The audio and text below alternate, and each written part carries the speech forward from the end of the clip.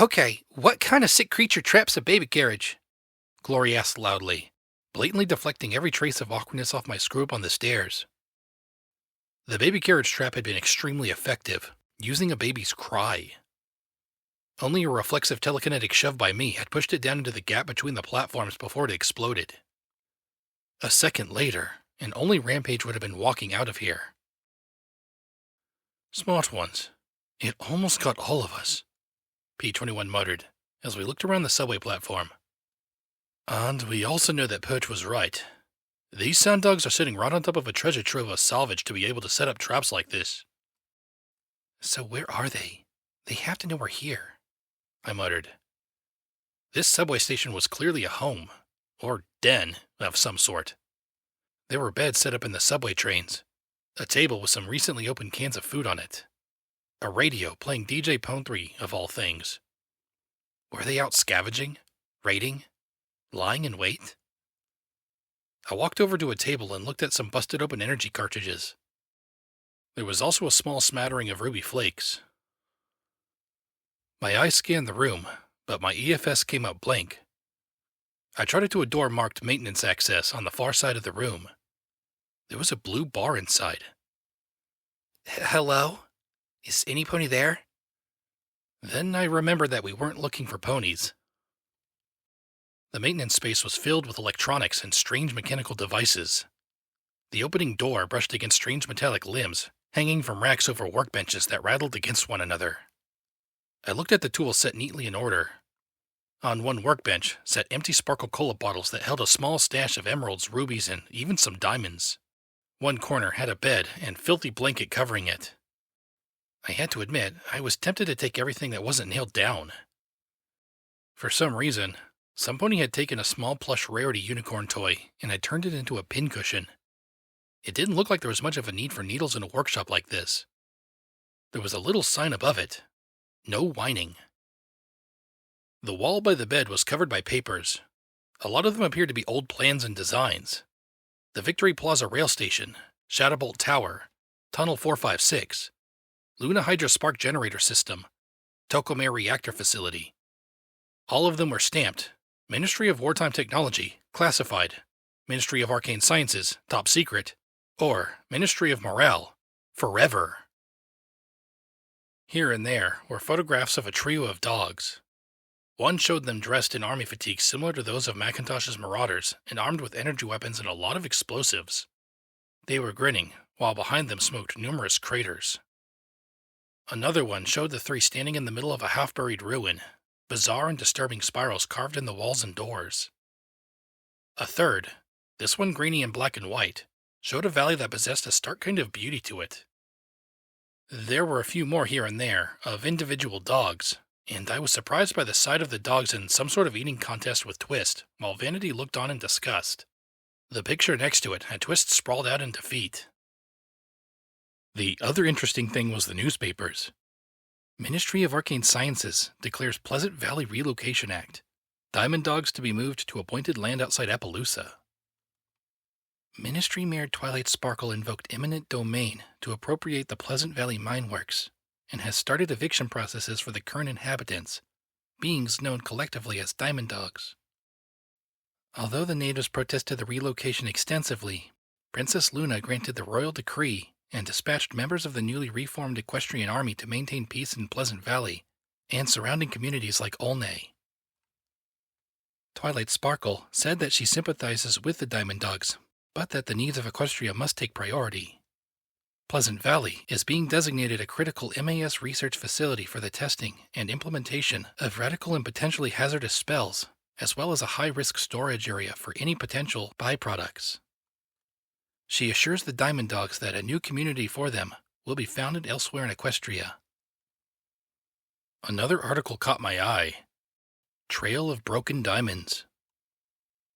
Military units supervised the relocation of the Diamond Dogs from Pleasant Valley this week to a temporary holding camp near Appaloosa. Units from the 1st Regiment were deployed from Hovington and the 99th from Philadelphia to ensure that the Diamond Dog removal went smoothly. Despite their apparent submission, several Diamond Dogs made a futile and savage attack on the Ministry Mayor Twilight Sparkle. Their attack was foiled by a handful of troopers led by Big Macintosh of Ponyville, who quickly came to the rescue of Miss Sparkle and were able to subdue the attackers without casualties. Some critics have dubbed the relocation the Trail of Broken Diamonds, citing the unprecedented move to force non-ponies from their homes. Legal experts have pointed out that diamond dogs, being non-citizens of Equestria, are not protected under law. Ministry Mayor Rarity was quoted saying, "Oh, don't worry about those things. They're not like ponies or even zebras. As long as there's some gems for them to dig up, they'll be perfectly fine. Well, except for the breath, and the fleas, and their nails. Oh, and don't get me started on their manners." Critics of the plan have pointed out the region set aside lacks sufficient clean food and water for the diamond dog population, and speculate they will try to return to their homes in Pleasant Valley. I looked at the picture of a very relieved and slightly mussed Twilight Sparkle shaking the hoof of a slightly flustered Big Macintosh. Behind them were 2 rows of canine creatures, walking away and carrying bags and sacks or pulling wagons. Pegasi flew overhead with their guns trained on the canine creatures. Off to the side, Applesnack, Doof, and Twist were pinning 3 canines while Vanity tied them up. Huffington, golden blood to welcome Diamond Dog workers for reconstruction. And beneath it, golden blood, unfit for position? I saw one of the 3 from the second photograph shaking the hoof of a pale, sickly-looking unicorn. The canine, his vest ripped and patched, hardly looked happy about the deal. To be honest, neither did the unicorn. Golden blood, once famous for his stirring Huffington Rises speech prior to his collapse on the ruins of City Hall, has arranged for several of the strange Diamond Dog beings to be permitted to aid the reconstruction efforts. The reconstruction effort has stalled, due notably to the fact that ponies are absolutely lousy with digging. Diamond Dogs possess a capability to dig that far exceeds what we can accomplish with sweat and magic alone. Employing Diamond Dogs is the difference between having Huffington completed in 3 years or 30. A Huffington native, Goldenblood has received increased criticism for diverting substantial resources to the reconstruction effort, and has drawn the ire of aristocrats across Equestria for proposed taxes to pay for the war. His recent comments about ending the war at any cost have drawn many to question his commitment to serving Princess Luna and the kingdom. Others question his physical soundness after his injuries. I heard the faintest sniff from behind the bed, breaking me away from the article. Who hides under a bed? I knew who. "Come on out," I said as softly as possible. "I won't hurt you." It took about a minute before she emerged. I'd seen the sand dogs in Mariponi's memory and in the pictures, but I had to admit there was something distinctly creepy about the strange upright build of the being. Its arms hung down almost to its knees when fully upright, but nearly reached the ground as it slouched forward before me. A wet, black nose sniffed constantly as she, unless Diamond Dog colts were in the habit of wearing dirty dresses, kept her eyes low. I was shaken by how thin she looked, but then she hadn't had a stable feeding her 3 recycled square meals a day. "Hungry?" That got her looking at me, at least for 3 seconds. I fished around in my bag and came up with some cans of cram. Personally, I wasn't convinced it was meat, but I wasn't going to eat rad meat to find out. However, she recognized the can at once. I tried pulling on the tab, but it snapped off and I was left staring at it stupidly. Damn. "I can open it, Pony," she said, holding out her hand. Her other forelimb ended in a stub just below the wrist. I looked at her sheared off stump, then nodded and floated the can to her. She sat on the bed and braced it between her knees, her remaining claws ripping the lid off the square can as easily as tearing tinfoil. She wasted no time in bringing it to her lips and chowing down as quickly as she could. I feared she might choke, but she finally ate the last bit of salty pink meat and licked the inside clean. She still looked wary.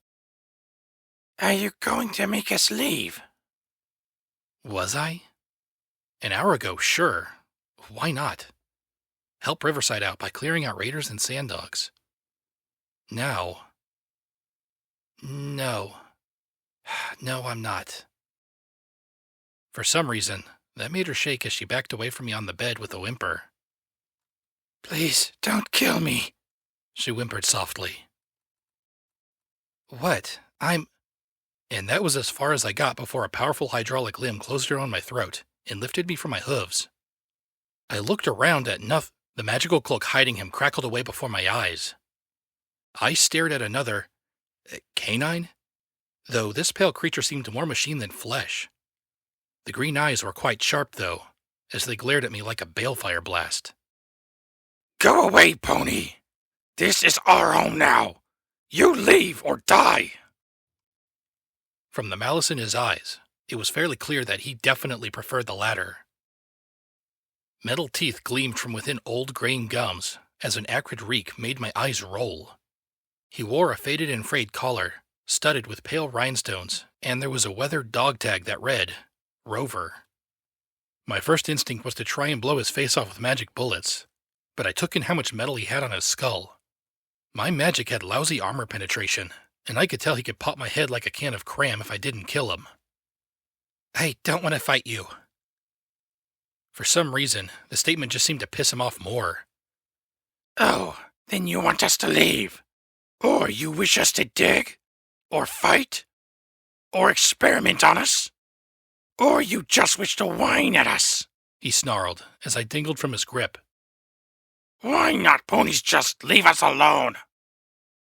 I will. I didn't know. I'll take my friends and go. I don't want to kill you, I replied. And I really didn't want to die. Somehow, he looked sour about that, but given how hungry he looked, I was glad he wasn't adding pony to the menu. He carried me out into the subway platform, where more dogs were appearing from holes in the tracks, ceiling, and, for some, thin air.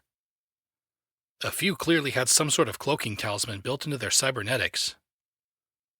P-21 and Rampage were both pinned down physically, and Glory, who'd flown up to a vent in the ceiling, was kept pinned by small arms fire. Lakunai remained standing calmly behind her magic barrier, with the minigun focused on the three largest and most heavily augmented dogs, driving them back with bursts of fire that sparked and rattled off their metal limbs. Fight's over! We're leaving! I shouted. Not yet! I almost got him exactly where I want him, Rampage yelled, as she squirmed beneath one who sat firmly upon her. Fight's done, Rampage, I said as I glanced back at Rover. He looked decidedly sour, but set me down.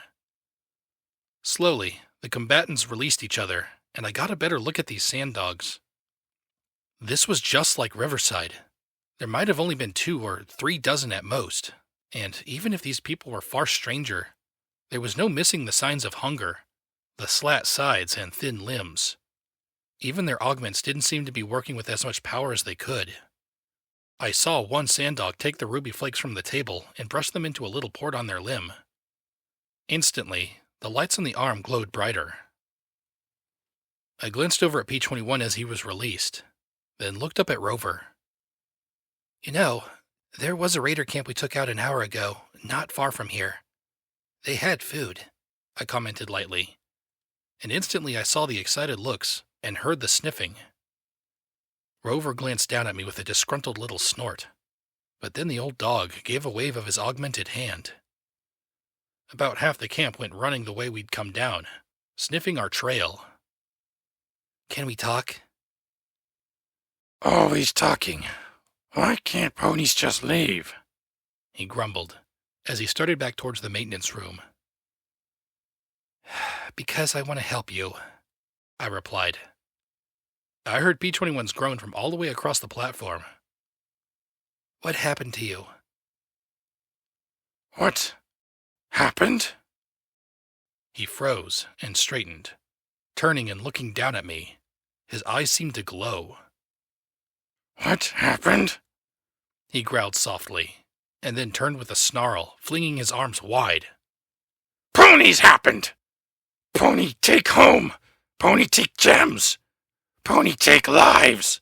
Pony take world! Pony take everything! Pony tell us do this! Pony tell us go there! Pony tell dog shut up! And always Pony is whining about stupid pony war, he said as he slammed his mechanical claws into the platform. Why is Pony always whining about Pony? Piggy not whine. Cow not whine. Chicken and dogs not whine. Only Pony is always whining about Pony. Okay, somebody had issues with whining ponies. I'm sorry. I'm sorry. I didn't mean to make you mad. Please. I just want to know how I can help you. Please. Huh. He said with a little snort, as he looked at me with narrowed eyes. Only one pony say please and mean it. But he just used dogs too. You mean Golden Blood? He gave a hiss. He comes to us in desert. Dry sandy ground. No gems, only rocks. Tunnels cave in all the time. Not home. He asks us to come to city, dig tunnels, pay in gems. Say city is home to all that help build. We come. We dig for ponies and he pay in gems. Digging is hard and dangerous. Dogs get hurt, and pony magic not work well on dogs. Pony use dogs to make machine parts for dog and pony. Dogs want dogs home. Gold Pony says he try and help. And did he?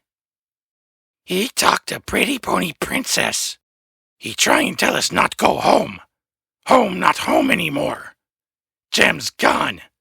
Nothing left. But it is home. Do ponies not understand? Home! And we wish to return. So, Gold say, maybe if dog fight zebras, we go home. And we fight. But there are many zebra. Then, one day, not many dogs left. We ask, can we go home now? He made the strangest little snuffling noise. Golden take me home. Valley. Gone. Big pony building instead. Tunnels full of poison. Ponies poisoned our home. Our home! Dogs not poison pony home. Dogs not make pony kill for dogs. I go back, try to tell, but others return home anyway. Poison home is still home. Ponies call them stupid. Ponies try and make us leave. The snuffling noise increased, and I realized the old dog was trying to cry, but had lost the ability. Dogs know. Okay, Pony? It is our home. Dogs know we die there. But it is dogs' home. Let dogs die in our home. But Gold ask we come back to Huffington. He say please. He say sorry. He means both. Some come in tunnels dogs dug, and we stay. Bombs fall. Many ponies die. Many dogs die too. He let out a growl. But even after bombs, Pony is always telling dogs to go. Always. Always, always, always. And I had too, I had to admit, feeling sick to my stomach. The moment Birch told me there were things in these tunnels with something that could help Riverside, I'd taken a tangent away from saving 99 like an idiot. They'd been right to fill the entrance with mines.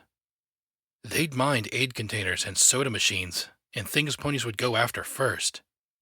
Even the baby basket had a pony doll inside it. Pony now knows. Pony should leave, Rover said, as he took the young dog's hand and returned to the maintenance room. I sat down hard and looked over at my friends and the dogs who had remained to watch us. Slowly, I stood and trotted back towards the still open door. As I knocked, I heard Rampage say to P21, "Told ya. 5 bits.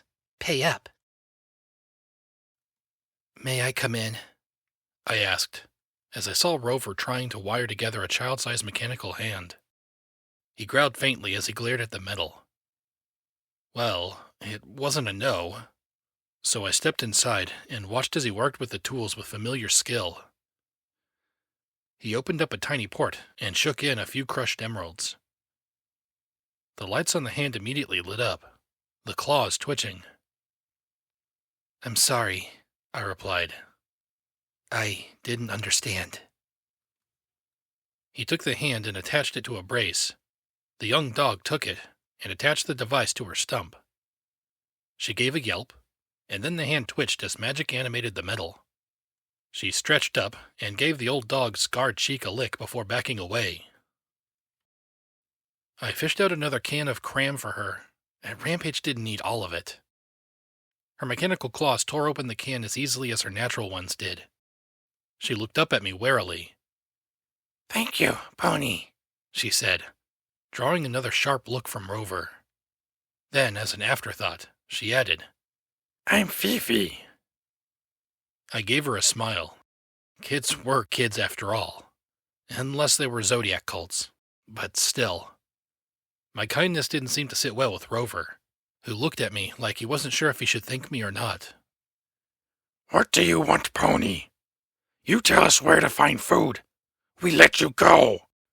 Why you stay, Pony?" "I want to help you," I said with a smile. "It's sort of my thing."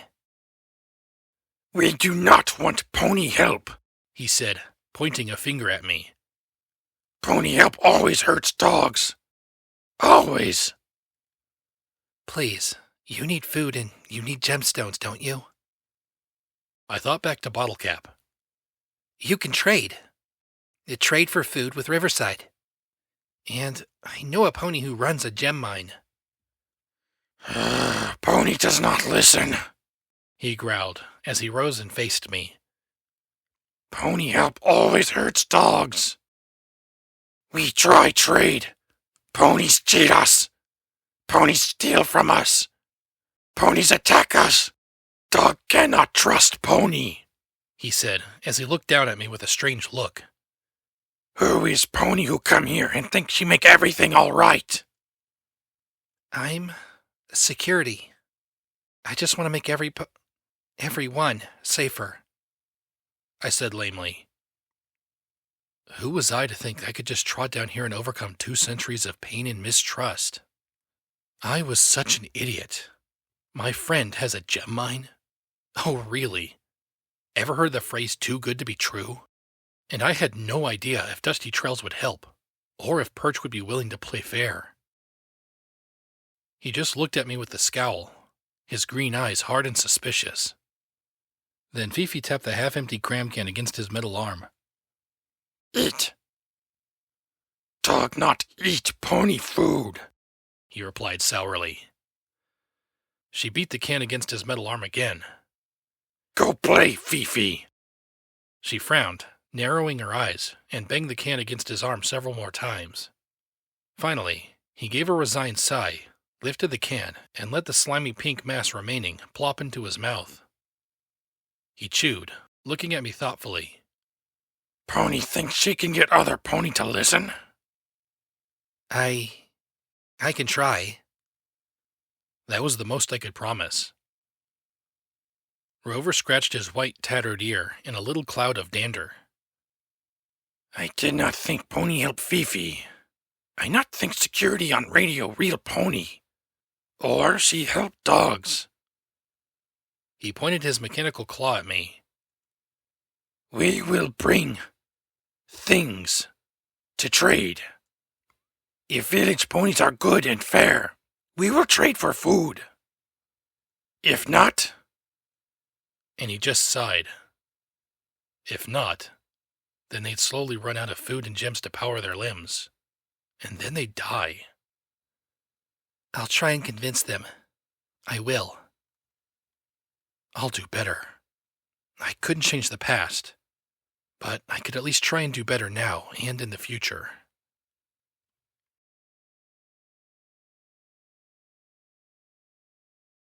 I had to admit, we were spoiled by the Mirror teleport. I thought that Lacuna could simply teleport us all across Hoofington at will. She firmly corrected that notion. She could teleport herself across Hoofington if she had to, with potentially 1 passenger. Without soaking up gobs of radiation, however, she'd only be able to teleport the 5 of us a few hundred feet. That was enough for us to get outside, but it left my head spinning and feeling as though I'd just gotten struck by lightning again. Lakunai donned her black lace dress before we returned. A large purple unicorn caused far less commotion than an alicorn.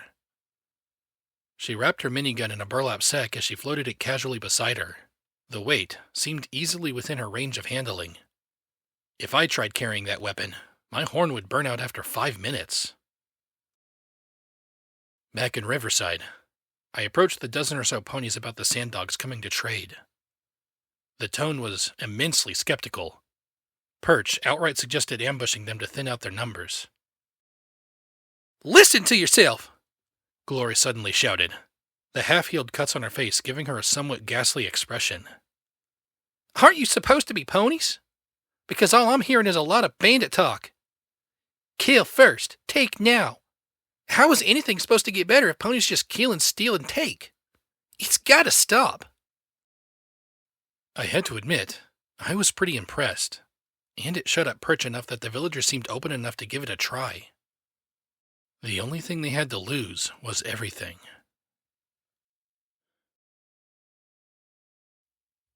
I tried giving Thrush a hand with repairs.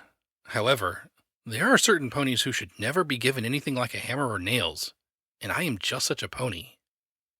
After nearly braining Oil Can with a hammer and spilling my nails into the bilge water that had collected from the leaks, it was generally agreed by every pony that I should go wait in town for them to finish. Glory and P21 proved far more capable at heating up the clumps of tar that were being used to plug the gaps. I almost burned the boat down. I think I've mentioned a few times that I hate waiting, especially in a small town where there was literally almost nothing to do. I walked the perimeter of the food court 4 times, the dealer just standing there watching me. He wasn't talking to me. I wasn't talking to him. In fact, if I could, I'd ignore him for the rest of my life. He'd almost make me shoot Glory. I still hadn't answered for that. Something that bugged me, though, was the door he stood next to. It was just a simple metal door, set between a Fantastic Hoofwear and radio stable. The symbol on it was small, and seemed faded even before 2 centuries of exposure. Glaring at him once, I took a closer look. It was 7 familiar symbols.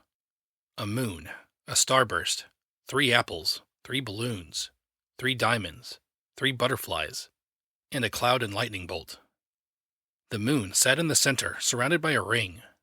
The 6 other symbols were arranged around it, and 2 more gray lines weaved in and out of them, seeming to tie them all together. At the bottom, written in small letters, Office of Interministry Affairs, Riverside Branch. This was the OIA? It looked like a janitor's access. I tried the door and grimaced as I found it locked. Well, time to see if I learned anything from P21's lessons. Carefully, I knelt down and started to tease the lock with a bobby pin. 2 snaps later, I was wondering if I was doing this right, when suddenly there was a faint click.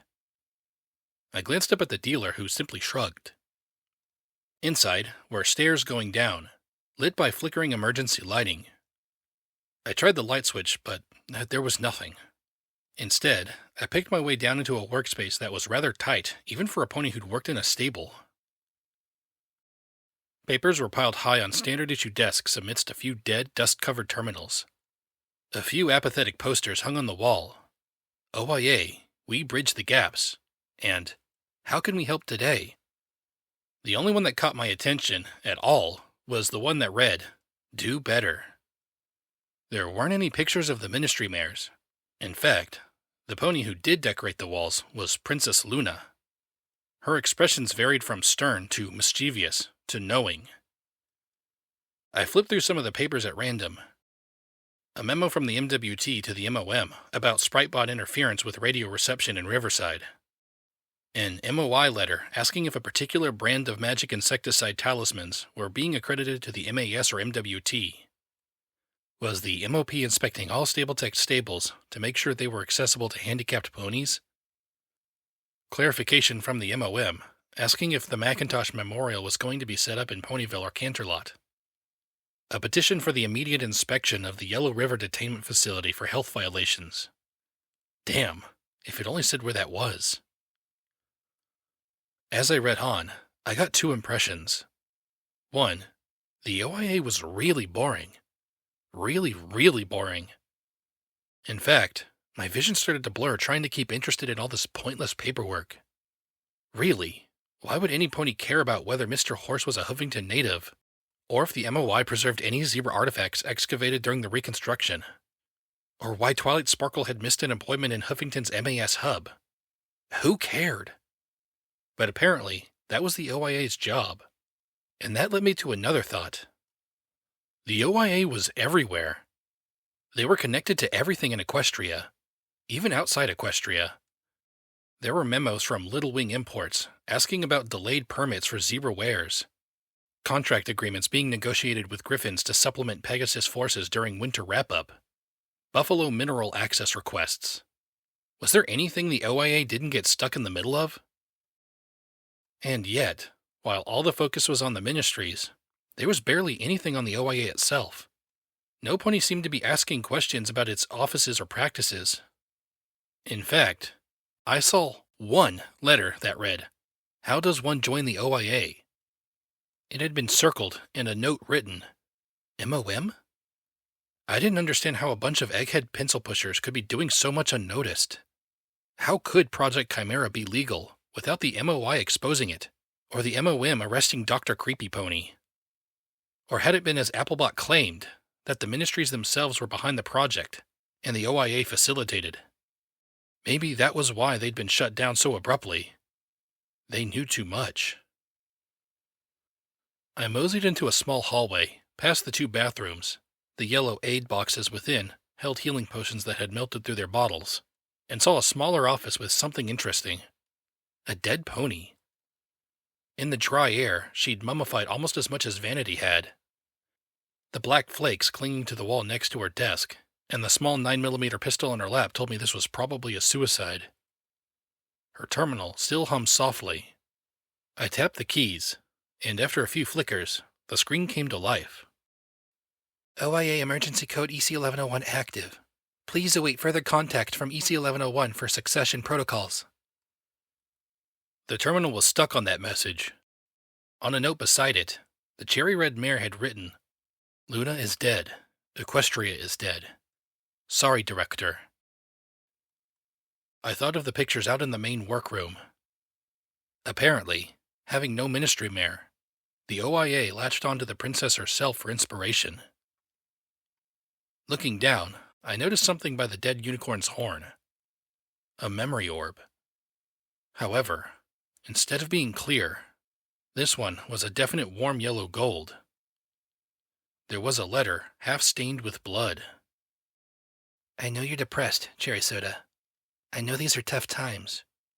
The OIA has a mission to fulfill and duties to perform. Have faith in the princess. Cooperate with Horse however you can. Hopefully, this will show you even I err. The password is... And of course the rest of the letter was blackened with blood. I screamed with frustration and stomped my hooves, lifting the letter with a scowl. Then I paused, looking at it. I walked to the bathroom and turned on the sink, listening to the rads slowly add up as I carefully wetted the bloodstained section and rinsed away some of the blackened fluid. I squinted, but I could barely make out the rest of the sentence. What your stallion friend refused to give you. Okay, now I was cursing and stomping my hooves again. I lifted the orb and squinted, thinking. Anal sex? Muffins? Diamonds? Head? Damn it! An answer? A foal? What? I took a deep breath. Okay. Think about stallions and mares as something outside Stable 99. What was something a stallion gave a mare? Semen? Damn it, Blackjack! I tried to concentrate. Stallions and mares were different back then. They didn't just schedule time to do it. They certainly weren't forced to do it. They had relationships, and those relationships eventually became like Mr. and Mrs. Cake. And to do that, you had a wedding.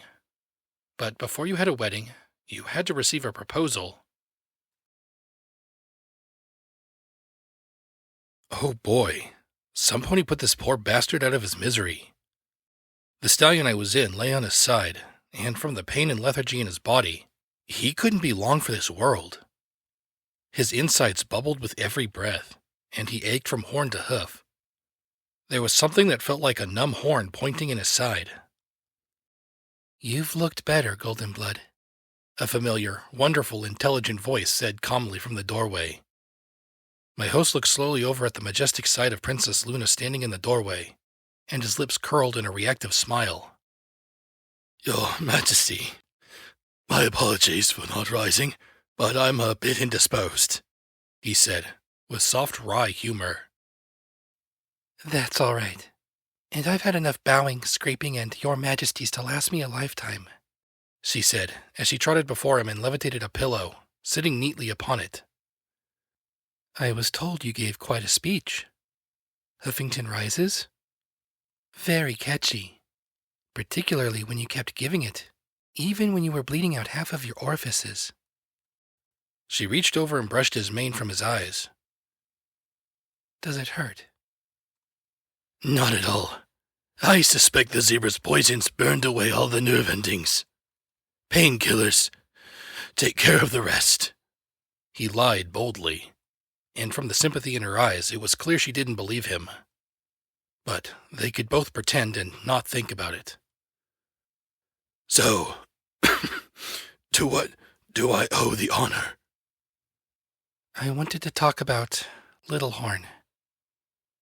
I felt Golden Blood deflate a little, collapsing against the mattress. "Forgive me, Your Majesty. It's not something I can discuss."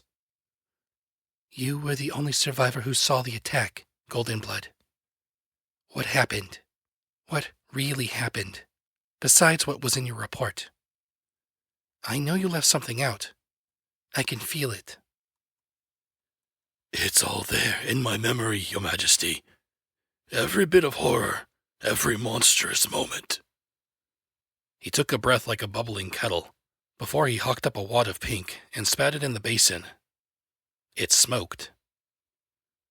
"I know. But there was still something left out, something unsaid." "So, what's really bothering you, Your Majesty?" She took a deep breath and rubbed her eyes. "I'm in charge of the country and a war that is consuming half the world, and everything is a mess. A complete mess." "So, why tell me?" "You were right 10 years ago. You were right about what we should have done. Had we just done things differently—" She shook her head, and then looked at him with a firm gaze. "I know the mistakes Celestia made, but what I'm not sure about is how to fix them. We're drowning in disorganization and chaos. The entire government was utterly formed around Celestia, and every pony around me seems torn between treating me like my sister with a coat dye job or flinging their hooves into the air and crying doom." He closed his eyes, and I could just barely hear him humming something softly under his breath. Then he looked at her. "You aren't Celestia." She gave him a wry smile. "Celestia was such an effective monarch, because for 1,000 years the government formed around her. Every pony could anticipate her wishes, tell her what she needed to hear, do what she needed done. You are not Celestia. The moment the bureaucrats, nobles, and people realize that, this country is lost." "You seem to know a lot about politics, Golden Blood," she observed. "Most of the books I've read about the subject start and end with Celestia. And the so-called experts just seem to want me to grant them better favors than Celestia did." "I spent a great deal of time in Rome growing up, and I read far more than is healthy. The zebras have a far more robust political system for selecting their Kaisar," he said with a groan, as he paused and coughed that wet, retching noise. She looked down at him and then asked softly, "What do you think I should do, Golden Blood?" He paused and coughed up another burning gob. What was inside him? What you need is to remake Equestria. She just looked at him with a dry smile. "Oh, is that all?" Equestria is still in shock. Between Little Horn and Huffington, the entire country is in paralysis. When it wears off, it will be too late to act. If you announce a reformation, reorganization, restructuring, something, it will give ponies hope and change, confidence in audacity, refuge in the knowledge that you are going to act. And the more different it is in appearance from Celestia's government, the better. "I see. So, anarchy it is, then." Of course not. And if you wanted anarchy, you wouldn't have accepted the job. He stared at her, and I felt the urge to blink, even though they weren't my eyes. Luna closed her own with a small frown. "I will rule. Celestia gave Equestria more than 1,000 years of peace and prosperity. I will do no less." Not good enough, he replied, closing his eyes and tugging the blanket over him. He peeked out at Luna's slapped expression. "What?" she stammered. If you're trying to run Equestria to soothe your ego and prove you're another Celestia, then you're going to fail. And fail miserably. Luna's eyes fell as her confidence melted. And you know it too. Nobody wants their lives hanging on a princess trying to one-up a legacy that's impossible to copy. He broke into another fit of coughing. "No one's ever said that to me before," Luna muttered, still looking a little shocked. Well, I'm dying, so I have certain liberties, he replied, spitting up another noxious bloody gob. He took a slow and deep breath. For the right ruler, ponies will give anything and everything they can. They will fight to the death, sacrifice their lives, and walk into fire. We're ponies. It's our nature. So, here is my proposal. Beg an armistice and prepare to pay out the nose for peace. And abdicate as well. See what government the ponies come up with, and wash your hooves of it. Otherwise, decide why any pony should bow to a princess who doesn't even know why she should rule, save that she's a princess. Luna glared at him coldly, but I could see the uncertainty in her eyes. "Our people have suffered for 10 years in this war. Now it's my chance to make things better. To make those 10 years count for something. To make it all mean something. And I will do so even if it means my life. Princess may be my title, but I am not going to forfeit my responsibilities and obligations to my people. And I will make things better. I will give the ponies of Equestria the future they deserve, at any cost." At any cost? Could she imagine the cost? Could he? He closed his eyes and then gave a resigned sigh. What you need is a reorganization of form more than substance. You want to stay in charge, but you need a break in Celestia's status quo. You'll have to do something she never did before. You'll have to share power, or at least make the appearance of sharing. Sharing power? But how? Celestia... The roles and obligations of government remain the same. Under Celestia, they were executed almost automatically. 1,000 years of political stagnation will do that.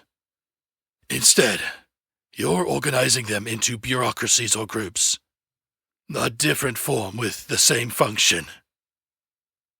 He paused as he closed his eyes again, and for a moment, I wondered if he just died or something with how still he lay there. You're going to need help. Ponies you can respect and, who respect you. Ponies with skill. Well, I respect you, she said. And he looked at her, and I felt his heart beat faster. But why? Aren't I supposed to rule directly? Not even Celestia ruled directly. She ruled through inference and tradition. If she'd had to make every decision like you're trying to do, she'd have been crushed. The government that she formed was largely automatic. What you need are bureaus or ministries who can act while you rule.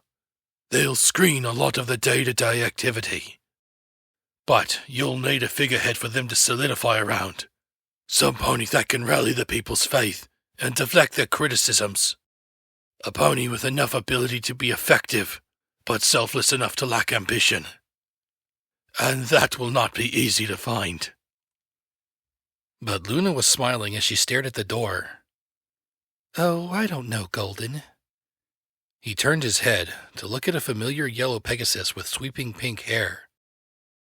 Hello, Fluttershy, Luna said with a calm smile, as Fluttershy gaped in stunned silence. And she finished in a squeak, her one visible blue eye peeking adorably from a gap in her pink mane. Fluttershy's been nursing me along, Goldenblood said, with a fond smile at Fluttershy.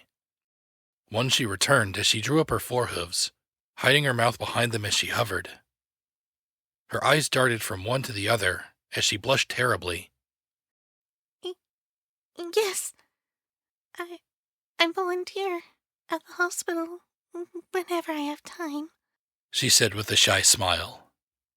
I know I can't do much, but I want to help out however I can.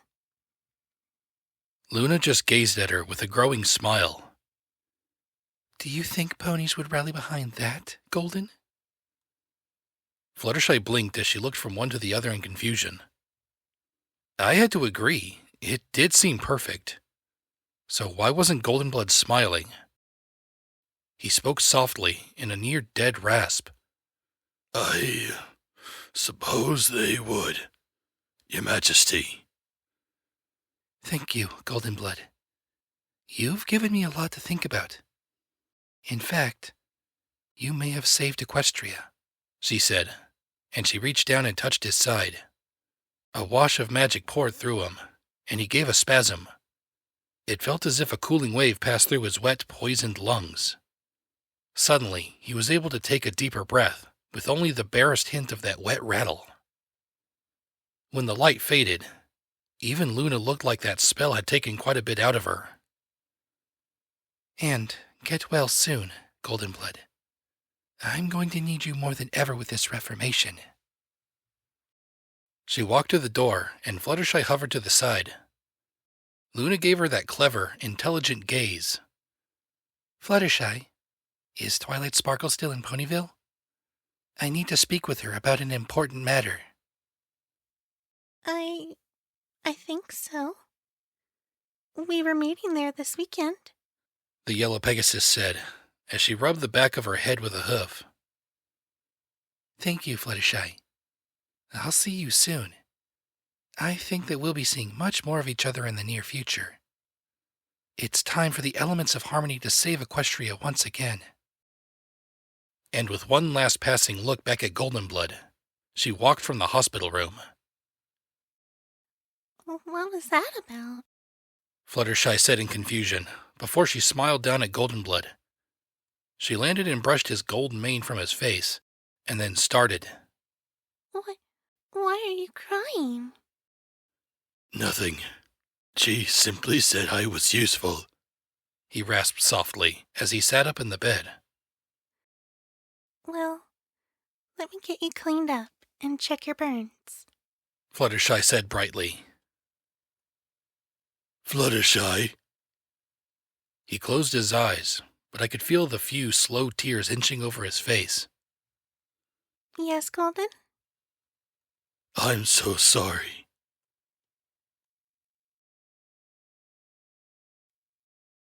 Coming out of that, I felt as though I were flying through the air, a hiss filling my ears. Still, I couldn't help but remember something Watcher had told me. I know ponies whose fuck-ups killed millions. I'd just seen such a fuck-up. Goldenblood had given advice to Luna that she then took and applied to form the Ministries. And Goldenblood had been horn deep in it, apparently. And I blinked as I stared out at the river before me, the water flashing past my dangling hooves as I hung off the bow of the seahorse, my back hooves tied to the rail. I screamed, waving my hooves wildly as we flashed across the storm-gray waters. Okay, she's awake now, Glory yelled back, waving her hooves. Get me off this thing, I begged.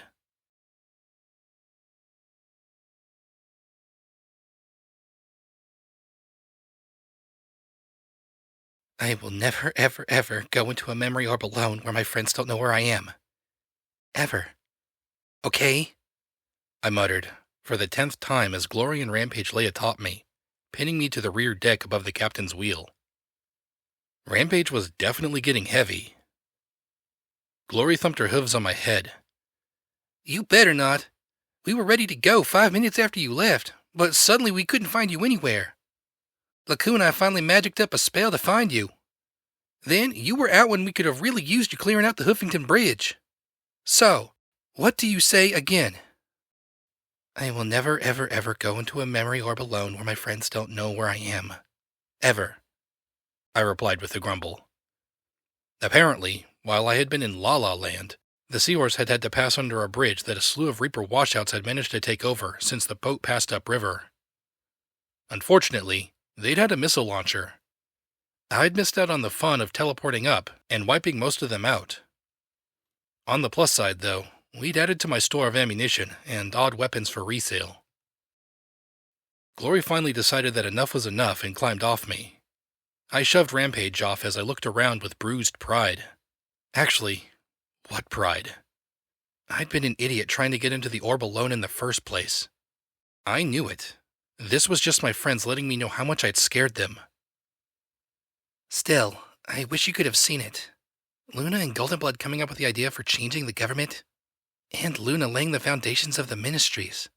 I mean, I didn't get a lot of the political gobbledygook, but it was still amazing to see. Huh. Well, I figured the Ministries just happened, Rampage said as she scratched herself. Like, one day Luna asked Twilight Sparkle and her friends, "Hey, want to help me run Equestria and blow up the world? It'll be great fun." Lacuna looked over with an unfathomable expression. Well, things have to get started somewhere, don't they? I said with a sigh as I looked at the golden orb. Luna needed to rule, and Goldenblood told her what she needed to do to get every pony to follow her. Until the war and everything got out of hand. So why had he told Fluttershy he was sorry? Why had he seemed more keen on getting Luna to surrender and abdicate than actually follow his ideas? And why had he given her advice at all, only to seem to regret it later? I think all those ponies were just crazy, I said with a little nod, as I put the orb in my saddlebags. Maybe it'd come in useful later, or maybe Lacuna would want to see it. She hadn't said a word when I offered it to her. I hopped up into the wheelhouse and sat next to Thrush, who was staring ahead intently. So, where are we, Captain? We're coming up on the fork, she said as she slowed the boat. Dangerous spot here.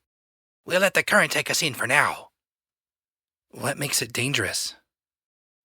She gave me a sardonic look. Oh, lots of things.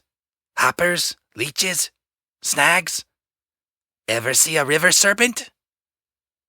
Captain, I grew up in a stable. I hadn't even seen clouds till 3 weeks ago, I reminded her as I looked ahead.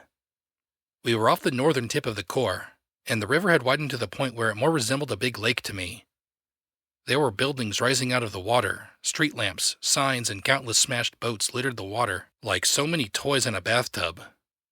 We passed a large barge bleeding rusty rainbows from a mountain of barrels stacked on its deck. Past that, a large skywagon made a bridge between two apartment buildings standing like tall, lonely islands.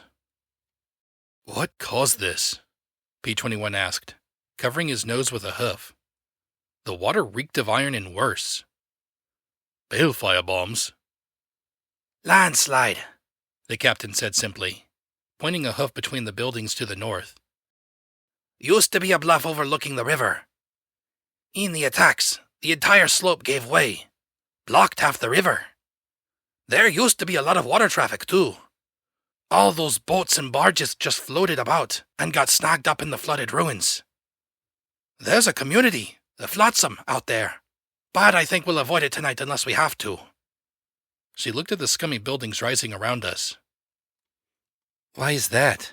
I asked curiously. 1, because I really don't want my boat stolen in the night. 2, because I don't want a security pony to ride out and try to save the poor fishers. And 3, because they have explosives in the water, and I don't want to get blown up if you get a shooty look. Again with the shooty look. I needed to see this look. Fair enough, I admitted, curious about Flotsam, and also curious about what had happened in Riverside. Thresh separated watches, putting one of my friends with one of her crew. We found a building with an intact roof and carefully pulled through a fallen wall.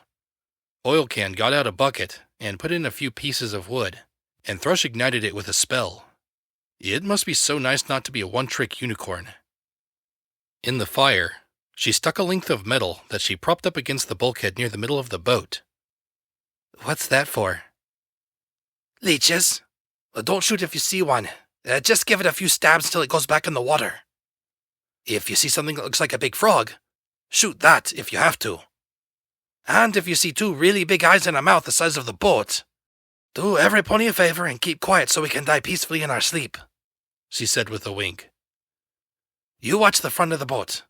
I'll watch the back.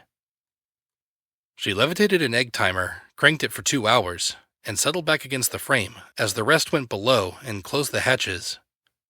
Thrush and I wrapped ourselves in blankets as a veritable cloud of insects seemed to rise from the water and seek out every uncovered inch of pony flesh. The smoke from the fire in the bucket seemed to help keep them away a little bit, but I was smacking my hide raw with magic trying to swat them all. Thrush didn't seem that bothered with them. So, Thrush, why'd you say you killed your dad? I asked, as I looked at the dark walls of our shelter, glad my eyes could peer through the shadows. Ha! Boy, you sure know how to slide into a conversation topic, don't you? Thrush said after a moment. We were in the Servine Isles trying to find a new water jet talisman for the seahorse. We snuck into a pirate camp. Pirates? I glanced at her hat with a little smirk. Raiders on water, only not as nice. Pirates like to keep mares around for proper raping. Draw it out over a few weeks before killing you. Anywho, we got the talisman, but there were a whole slew of slaves as well. I wanted to free them, but 12 ponies sneaking through the jungle make a lot more noise than 2. And they came after us. Dad got injured and told me to take it, get the hell out of there, and make sure every pony knew he died a big damned hero. I took the talisman and abandoned him. Heard the shots, and then him screaming. Got back to the seahorse. Sailed away. She pulled out my bottle of whiskey. Hey! I checked my saddlebags and sure enough, it was gone. I gave her a sharp look, but from the distant stare on her face, I couldn't exactly blame her. So, some regrets, I take it. Every damn day, she replied with a mirthless smile. What gets me most, though, is that I play it over and over, and no matter how I try and look at it, it was my choice that killed him. If we just left them locked up, he'd still be drinking and wenching all across the ocean. She passed me the bottle, and I took a pull, smacking at the biting bugs with a hoof. How about you? She asked, as she stoked the fire in the bucket. Regrets? A few. One big one. Broke into a sealed-off section of the Fluttershy Medical Center. There were a bunch of colts and fillies kept in some kind of stasis.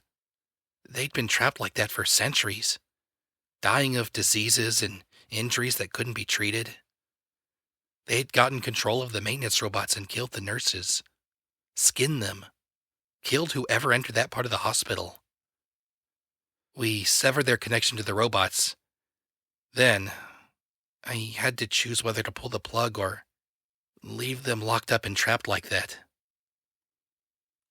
You pulled the plug, didn't you? She said with a smile. I nodded, and she sighed. Yeah, that's what I figured. Because that's the hard choice. Leave him locked up. Tell yourself some pony else will take care of it. Maybe they do, maybe they don't.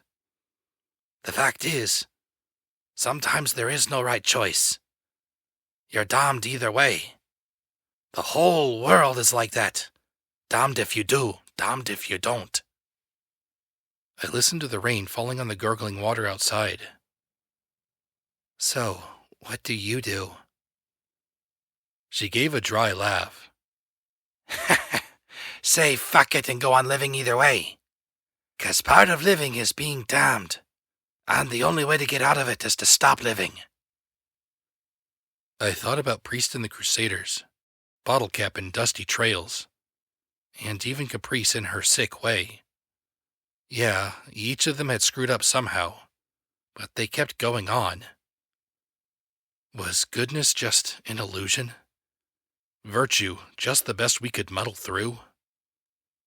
Virtue. What was my virtue? Why did a not-smart pony like myself have to think about these things? I just wanted to be better than the wasteland around me. I wanted to leave ponies better for my helping them. I seemed to just leave them dead. No, I'd helped in Riverside, hadn't I? And Chapel, though by accident. I'd keep helping if I could. I'd find out where EC-1101 was supposed to go, and turn Hoofington around in the process. I could do it. I had to. If I couldn't, then I'd be really and truly damned. I was staring out the front of the boat when I noticed it. A strange black mark in my mutant night vision, like a blob of night creeping along the edge of the boat toward me. Somehow, I couldn't move or think as that shapeless mass undulated closer and closer to my hooves.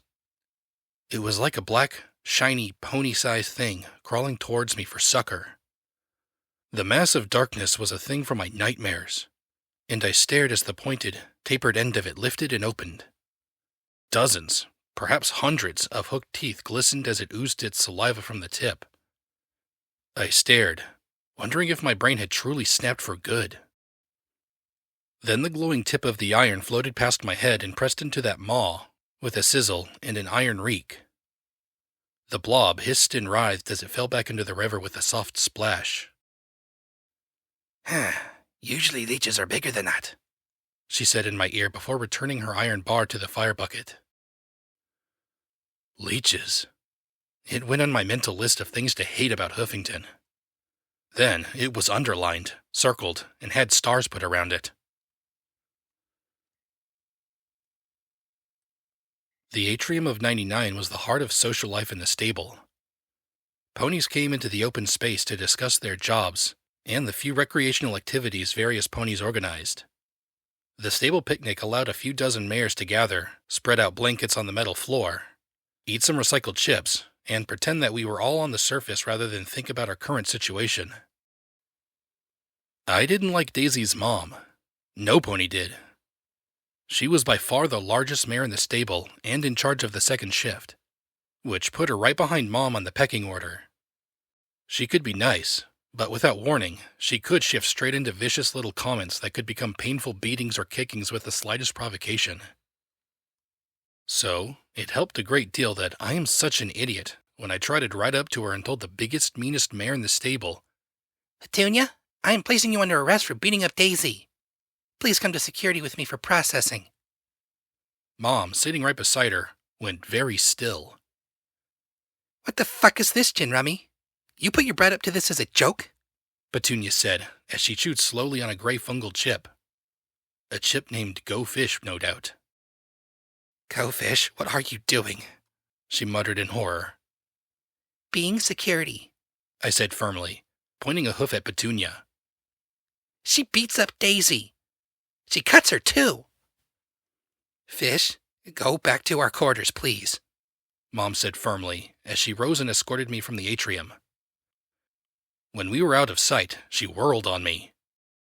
Go Fish! How could you say such things? 'Cause she does, Mama, I insisted, stomping my hoof as I looked up at her. Daisy comes to school all bruised and cut up. Petunia's the only one who can be doing it. Daisy can't cut up her own flanks, can she? Mom looked at me steadily, closed her eyes, and sighed as she shook her head. Without another word, she led me up to Daisy's apartment and opened the door. Daisy looked up in shock, wiping tears from her eyes. Mom looked at her. Daisy, Go Fish made a very important accusation just now. Daisy stared at me in horror as Mother asked slowly, Does your mother hurt you in any way? Kick you? Cut you? And Daisy just bowed her head. No, ma'am. I get in a lot of accidents and fights. I see, my mother said in resignation. And you know to report it if she does. A slow, lethargic nod. Daisy! Tell her! Tell her what she does to you! But Daisy just gave me a chilling look. I'd gone from her friend to something else entirely. Something past what duct tape was. This was all going very horribly wrong. Let me save you. That's what security ponies do. That's enough, Go Fish. Let's go. You'll have to write an apology to Petunia.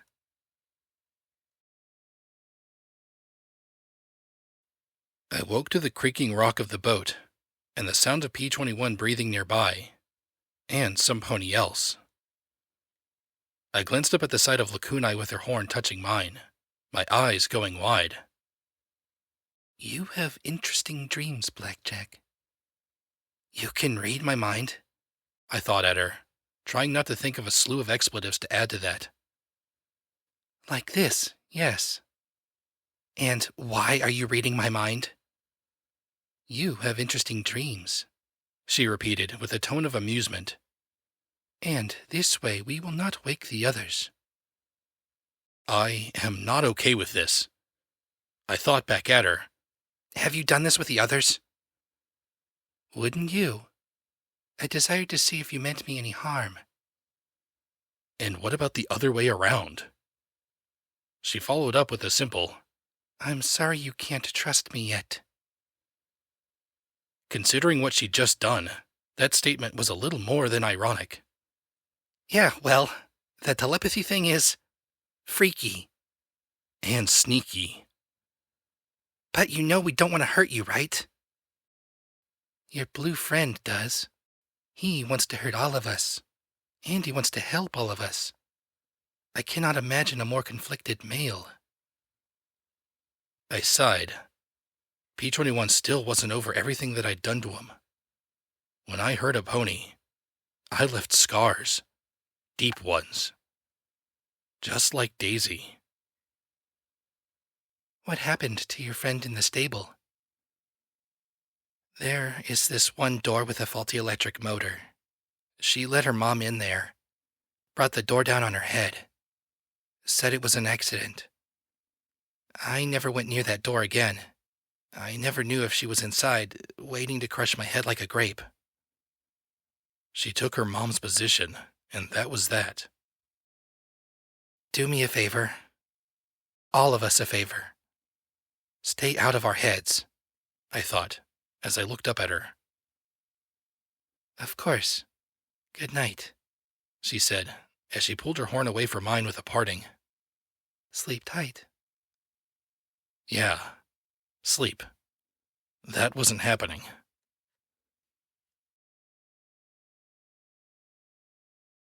In the morning, I found Glory shaking, holding one of the cold metal rods as if it were a magic wand to protect her. P-21 was as far from the water as he could get, and Rampage was roasting a chunk of leech over the coals in the fire before laying in. "What? It's good," she protested, as she chowed down on the rubbery flesh. Another day, and she'd be at her adult weight. The seahorse crept out into the floe, the morning glow barely starting to illuminate the clouds to the east. Everything was coated in a sickly sheen of black mold and rotten fungus. Not true growth, but the only slime that could spread in Huffington's enervation fields and tainted waters. Now that we were moving, I turned on the radio, hoping to hear more of the stable dweller and things around Huffington. About an hour after I turned it on, the familiar voice of DJ Pone 3 addressed the Huffington region. "And to all my listeners out east, I'm afraid there are some ugly times. A veritable army of raiders has popped up in the north. They've hit every caravan and village from Toll to Megamart. These raiders aren't the normal half-starved psychopaths you're used to either. They're healthy, they're organized, and they're eating every pony they can get their hooves on. So, who is responding to this menace? Well, not the Reapers. No, they got their hooves full trying to harass river traffic and seeing who's the most badass pony in Equestria. And it's not the Steel Rangers. Oh no. They don't interfere with locals, and they're busy stockpiling every bullet and missile they can get their hooves on. And it's not the Volunteer Corps either. Come on, Enclave. If you really want to help, do you have to be so incompetent?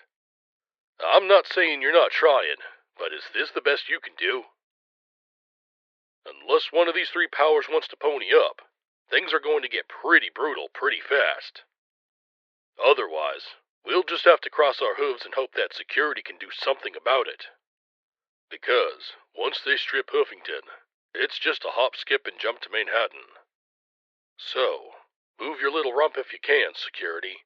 Folks need you more than ever." Thrush looked at me with a curious smile. Well, you've got an interesting time ahead of you. My mane itched like mad from all the humidity off the river, and I scowled as I looked out at the slimy buildings and bobbing ruined boats and barges.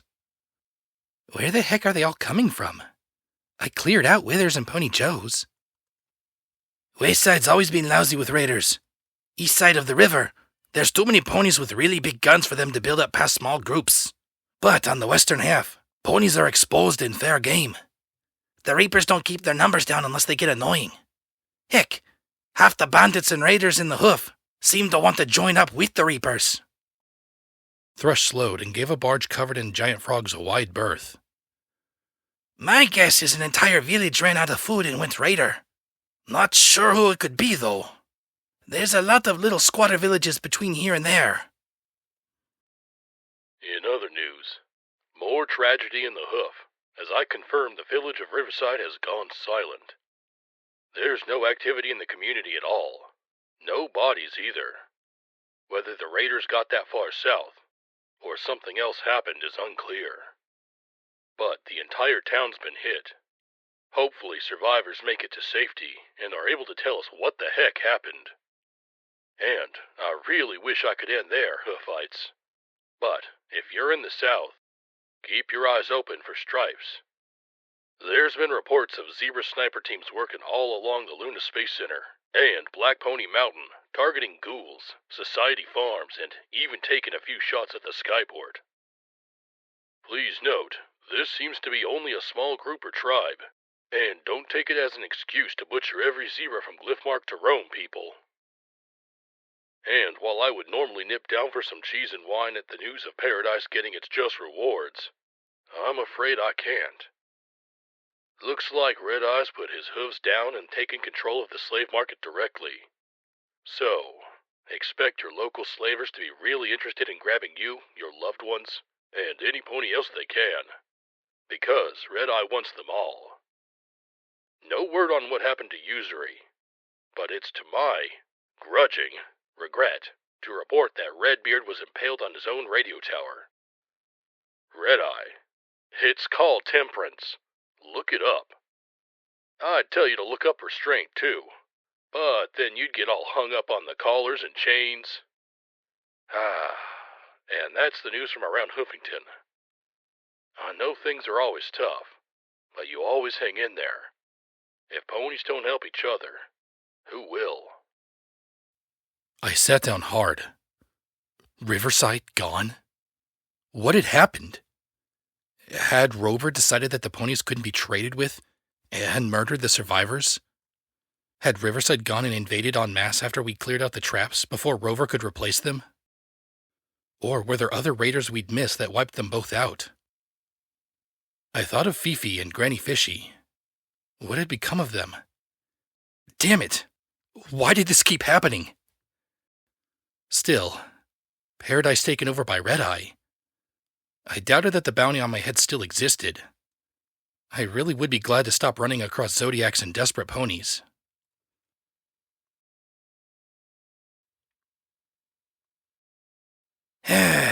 We need to put in that flotsam for an hour, Thrush announced with a sigh, more to her crew than to us.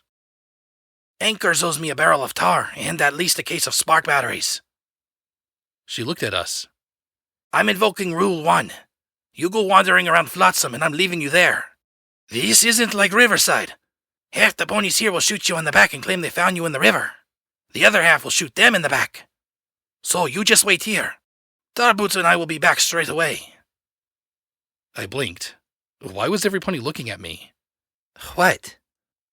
Skimming along the water, we approached what looked like just another logjam of wrecked barges and ships, except that these looked even more mangled and twisted.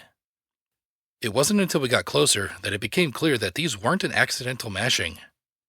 2 barges had been welded together into one immense platform, and dozens of cargo containers had been converted into rusty shacks. 4 large cranes trailed in the river, and there were countless nets and smaller cables dangling in the water as well. As we pulled close, one of the nearest cranes lifted a massive metal claw, spraying water and mud, and dumped the entire mass onto an open deck. The claw moved away, and a half-dozen ponies began to pick through the sludge for anything of value. It sure didn't seem like a very good deal, but I saw them immediately going for yellow medical boxes, ammo crates, and any remotely valuable pieces of scrap. What a life. We pulled up, and immediately a dozen ponies looked at us with blatant speculation and sharp calculating stares. I just stood on the roof of the wheelhouse and looked back with Taurus's rifle beside me, giving them my own baleful stare in return. Eventually, the group mostly dispersed, but there were always eyes on the boat. 5 minutes. No exploring, Thrush warned me, as she and Bouts hopped off and trotted towards the largest crane. Every pony acts like I can't control myself, I muttered, as I walked along the rail, looking out at the filthy, muddy ponies. Not just filthy. Half the ponies I looked at were deformed. A bent horn here, or a twisted hoof there. Some had grotesque tumors sprouting from their hides. What happened to all of them? Glory asked softly. Taint, Oilcan replied simply. It's in the water.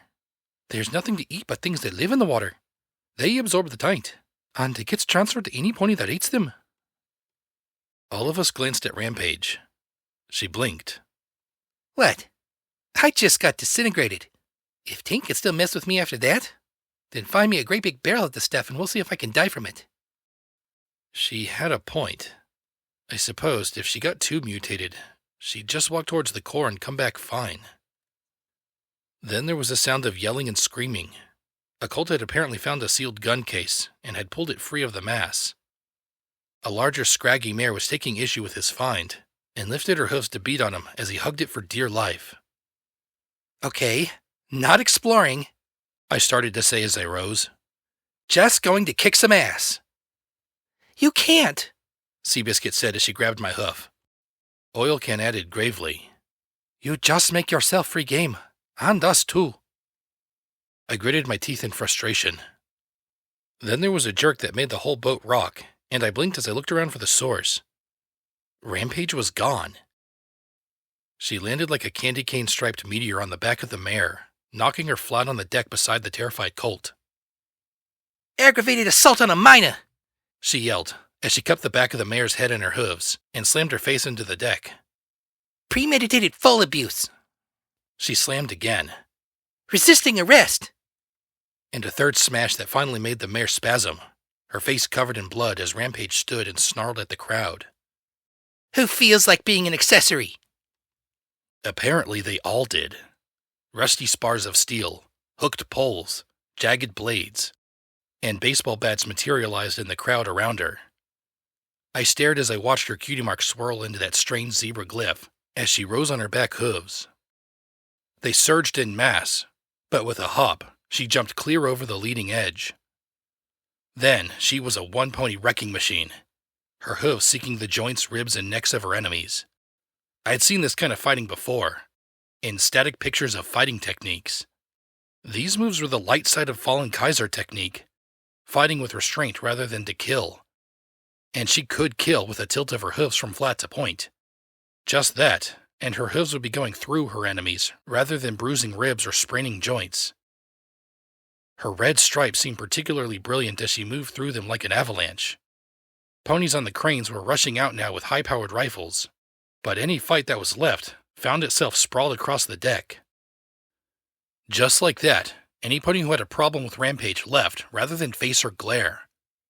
The colt had released the fallen gun case and now shook the fallen mare. Mama? Mama? I saw the skull forming like it was rising from the depths. Saw that smile on her lips. Fuck! No!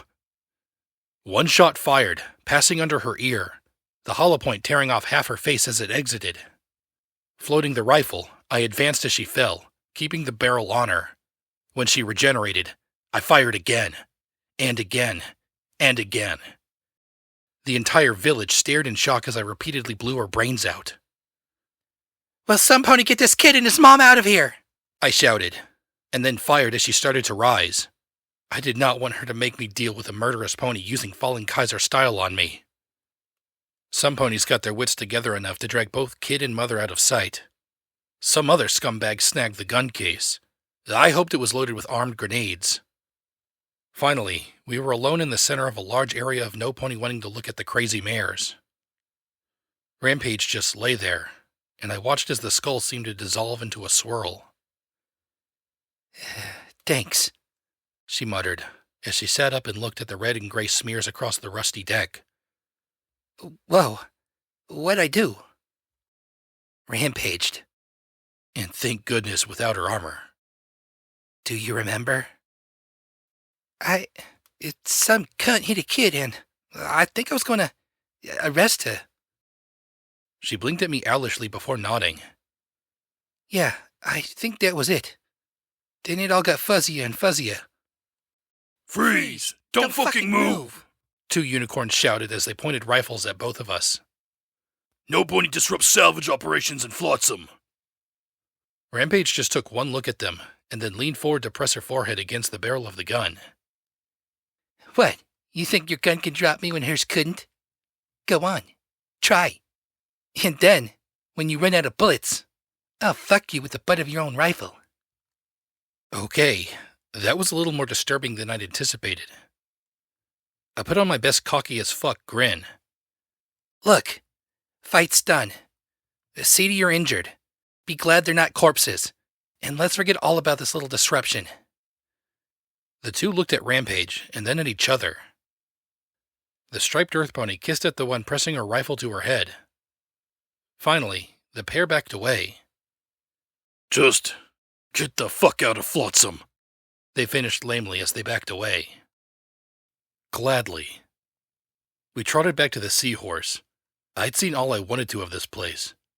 Then I paused as I saw a pony sorting junk. My eyes were drawn to a slim black case the length of my fetlock, next to a heap of bent sporks, cracked Ministry of Awesome mugs, and battered plates. The stallion pretended I was invisible as I pulled it out with my magic. Where'd you get this? He looked at me finally, then at the case. He lifted a hoof, and I stared at the tentacles that wiggled at the end of his limb. Ministry of Awesome sky carriage last year. Good salvage. You like it? He asked with a hungry grin. 10 caps, I said, trying not to shudder as his tongue slipped out. It looked like a gray pipe. He seemed to struggle for something to haggle over. Charity would have owned him. It's, very black and shiny. 50 caps. I looked at him flatly. 10, and I'll throw in 2 cans of cram. His eyes lit up. Done! We got back to the boat, and I touched the sleek black case. There was a soft click, and it opened in my hooves. Inside gleamed a massive magical shell and a folded-up note. Rainbow Dash, you seen anything like this before? That nutjob Trottenheimer whipped it up. Does it have anything to do with the work he did for you? I carefully slipped the silver bullet into my packs. 10 minutes later, Thrush returned. She looked at Oil Can. So, did she? Leave the boat? Sure, Oil Can said with a smile. Tarboot started to grin. But not to explore or help anybody. Her friend decided to administer a little law enforcement, and she jumped out to holler back in. Then Oil Can looked at me with a disturbed little smile. After shooting her in the head. Repeatedly. It takes a lot to get my attention, Rampage replied. The pair looked at each other. Heh. Well, I bet she'd leave to help some pony. You bet she'd explore. Oil Can said she'd wander off being bored. Damn. I guess none of us win. Wait, you bet I'd leave the boat anyway after telling me not to? I said sharply, feeling slightly hurt. Course we did, she said as Tarboots passed the box to Oil Can. Her lips split in a grin. You don't think I'd stay put if some pony told me not to, do you? I wanted to cry. I'd tried to be good and stay put. I had. Was I really that predictable? From the smirks, yes. Yes, I was.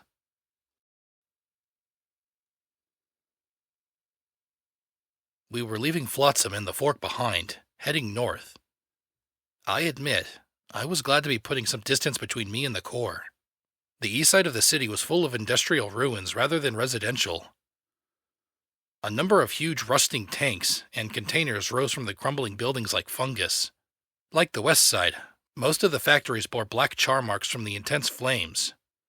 Boom, Inc. rose over the largest container, spelled out on the smokestacks that looked like sticks of dynamite. I could only imagine that fire when the city went up. The river was carrying us north towards a gap between 2 hills, connected by a concrete arch. Okay, if we can make it past Zenith Bridge, we should be okay, Thrush said, as she looked up at the structure. And there's a problem with that, isn't there? I asked, as I looked through the binoculars. Both sides of the bridge had been fortified with trailers, slabs of concrete, and sandbags. On one side was a black pony skull on a red flag. On the other side's flag was a half apple with an inlay of 3 magical sparks ringed by gears, held by crescent-shaped wings, and overlaid by a sword of war with a mouth brace hilt. The Reapers and Steel Rangers both contest the bridge, and neither side is so short on ammo they won't take shots at us down here.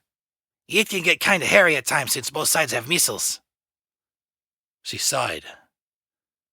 Usually we pass by at night, but that's 8 hours from now. So, I rubbed my chin.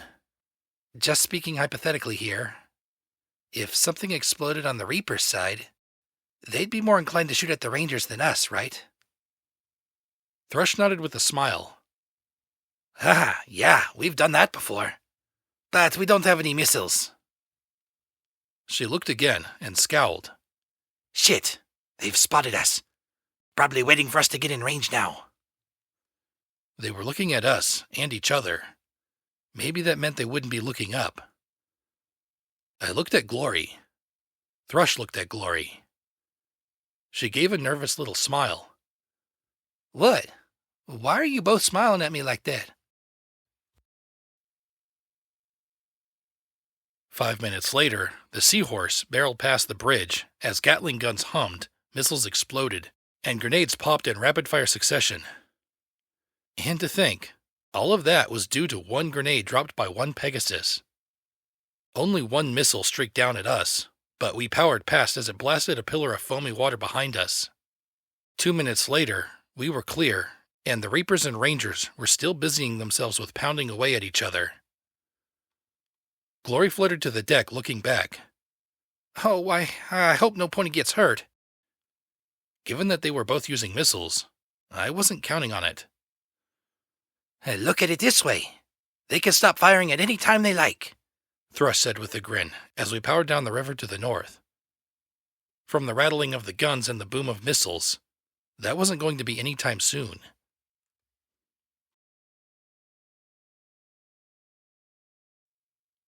Toll was the last bridge crossing the river.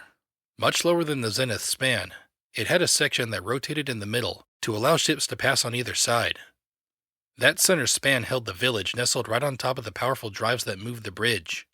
Fortunately, it was open, and the seahorse just powered past with a wave at the scowling ponies, whom I was sure did not like getting cheated out of a payment.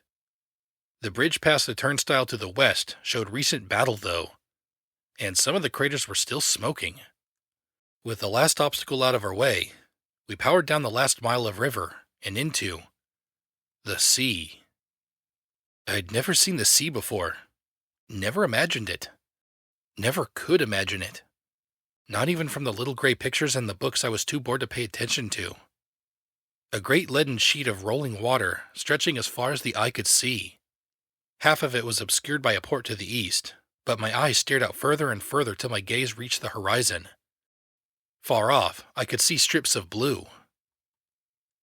Suddenly, I didn't want to stop. I wanted to ask Thrush to continue on out into that great open emptiness and get away from the nightmare that was Hoofington. I wanted to leave it all behind for good. Cards shuffled in my mind, and I let out a long sigh as I looked out to the west at the large hills over the sea. I couldn't go, no matter how much I wanted it. And it didn't matter if I wanted to go somewhere else. Thrush's father had been lost to pirates. The wasteland was more than just Equestria. It was the entire world. There was no getting away from it. "What's that?" P-21 asked, as he pointed to the east towards the largest damn ship I could have ever imagined. It was tied up to a pier, but listed to the side somewhat. It had turrets mounting the biggest damn guns I could ever imagine. They looked longer than the Seahorse. Her Majesty's ship Celestia. They called it a battleship. Guess what it was for? Thrush said with a snort. "It's enormous," P-21 gushed. Yeah, the HMS Luna was bigger, Thrush said, as she pointed at a darker patch in the middle of the harbor below a rusting tower of metal. Took a direct hit from a balefire bomb, and still took almost a century to completely sink. The Celestia is now the local headquarters of the Steel Rangers. What's their story? I get that they have power armor, but why are they in Hoofington? I asked with a small frown. Well, back in the last years of the war, Applejack designed magic power armor. Soldiers that were trained in its use became an elite group. When Equestria went boom, they buried themselves in bunkers and stables and waited it out. About 30 or 40 years ago, they crawled out of their base in Manhattan and started to spread. They've got some sort of edict to collect and protect MWT technology. And since ponies aren't MWT tech, we can go fuck ourselves. 20 years or so ago, they came down to Hoofington. I guess Elder Crunchy Carrots took one look at the Celestia and orgasmed. If they could get the guns to work, they could take over the city. If they could get the damn thing seaworthy, hell, I don't think any place within 20 miles of the sea would be beyond their control. Could they? I couldn't imagine those enormous guns firing. How big were the actual shells? If it could fire for miles, even the Hoofington defenses might not be enough. They could batter down the wall, and the city would be theirs. Except for the innervation. But what if their suits blocked it? Ooh, my main did not like that idea at all. No idea. I think Crunchy Carrots just wants it working to make it work. Steel Rain, though, he's definitely of the opinion that technology is meant to be used. She sighed and shrugged. They're mostly bottled up in the Iron Mare base. I don't have much dealings with them, since the Seahorse's engine's probably pretty high on their list of tech to confiscate. I don't plan on finding out just how high anytime soon. The Seahorse turned away from the Celestia, towards the west side of the bay, where the land rose in high gray and brown hills. I looked back at the gray waves and the crashed piled boats that had been jumbled together or half sunk in the harbor. From the depths of the HMS Luna, I could see the telltale rainbow glow of magical radiation. Even the sea, as vast and wide as it appeared, hadn't escaped the war. Nothing had. I'll drop you off at the boardwalk. Unless you've had a sudden outbreak of sanity and want to come with us to Friendship City. Thrush grinned widely. Oh, it's a great place. There's this bar run by the fattest mare you could imagine. But her swill will get you messed up faster than you can spit. Pretty sure she cuts it with antifreeze. I knew she didn't want us to split up. We were a lot alike. But she had her boat and her crew. I had my... whatever it was. Quest? Mission? Brain damage? Ooh, tempting. I normally never pass up liquor that makes me blind. But I've got a long overdue appointment back home. Ahead, we were approaching something like a carnival set, on some long wooden piers. A huge Ferris wheel bearing the rusted face of Pinkie Pie grinned out at the harbor with an impudent little wink, while a wooden roller coaster leaned perilously out over the water. Thrush carefully maneuvered the Seahorse to a rotten stair at the end of the pier. It was rickety, but we were able to climb up to the top. My pitbuck pinged softly. Boardwalk appeared in my vision. Take care of yourself, security. I look forward to having another adventure with you in the future, she said with a grin and a little wave. You too, Captain Thrush. Don't get sunk, I replied, then frowned. Or shot, strangled, raped, disemboweled. I'll stay safe, she replied with a laugh. The talisman at the rear of the boat hummed and hissed, and on twin jets of water, the Seahorse pulled away and set out towards the open sea. I sighed softly, watching her go. You wanted to stay, the kunai said softly. Of course. I mean, she has a life that's exciting, and not filled with one messed up nightmare after the next. I checked my rifle and swept it across the boardwalk. Nothing in view. Nothing on my EFS. Had I actually gotten lucky twice in 2 days? Carefully, we made our way down the pier and into the amusement park. The massive wheel creaked softly in the wind as we passed beneath it. There was an army of raiders operating somewhere around here. Maybe some of them were around Boardwalk? They were. Only, they were dead. Really, really dead. Some pony had tied 3 of them to a rail and then eaten them.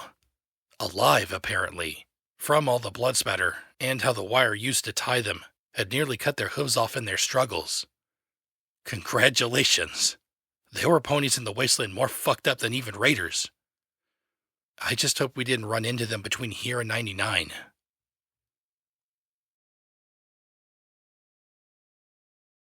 The path home had an interesting sense of déjà vu behind it.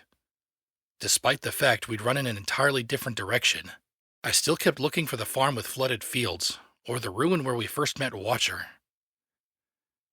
I was also keeping an eye on my EFS for raiders. We kept coming across signs of them. A bloody Brahmin skull hammered into a tree, a pony being stretched over a stump before being eaten. I didn't check that closely, but I couldn't imagine that had been the only thing done to her. The broken soda bottles near her hindquarters were evidence of that. In one clearing, we encountered 2 stallions completely torn to pieces, their remains thrown like garland over the dead trees and thorny bushes. Even their skulls had been pulverized. The only thing not destroyed were their genitals. The specificness of that carnage made my mane crawl. I didn't like it. These psychopaths were way too close to my home, and I needed to check and make sure it was safe before hunting these fuckers down. Then, I spotted it. The mine door was still intact. Even Deus hadn't blown it off its hinges, apparently. I picked my way towards it, looking down. The remains of the raiders lay in heaps outside the... No, not raiders. Brahmin. I looked towards the door, a dread settling upon me. I couldn't hear the voices of my friends as I stepped through. The short, dark tunnel downwards was filled with a sweet stench of carrion. Down and down I moved, faster and faster, ignoring the shouts of my friends as I raced to the bottom. If the door was open, if the raiders had gotten inside... But no. I gave a sigh of relief as the door was closed and secure. Perhaps the raiders had tried but failed. I smiled as I rested my head against the metal surface. Lifting my pip-buck, I activated the Overmare's override for the door. There was a mechanical groan, then a hum. Finally, I could see Mom. Midnight. Sleep in my own bed. Play a game with rivets. I was home. A blast of hot, dank air hit me. I'd been outside for so long that the dankness made me gag. I heard shouts from behind me, but I didn't care. I toggled in my mom's tag and was astonished to see that she was in the atrium. Right through those doors. I walked to them and squeezed through the gap before the door finished opening. Hey, every pony! Guess who's... I stared at the severed head of a mare, rotting lavender hide hanging in slats, striped, purple, and red mane spattered with dark bits of gore. It was speared on a shorn-off pipe, with her pip-buck locked around it, and a sign, Traitor, written beneath it. Splayed torsos were nailed to the wall. Guts and entrails dangled from the overhead rails like streamers. The black-brown stain of blood covered every wall. And from the halls off the stable came a low, mad giggling. A hiss crackled over the speaker, and I heard the Overmare's voice. Welcome home, Blackjack. We missed you. Her mocking giggle rose higher and higher as I began to scream. The Raider army was Stable 99. Footnote. Level up. New perk added. Light Trot. You are agile, lucky, and always careful. Or maybe you just mastered the art of self-levitation. Either way, you never set off landmines or floor-based traps.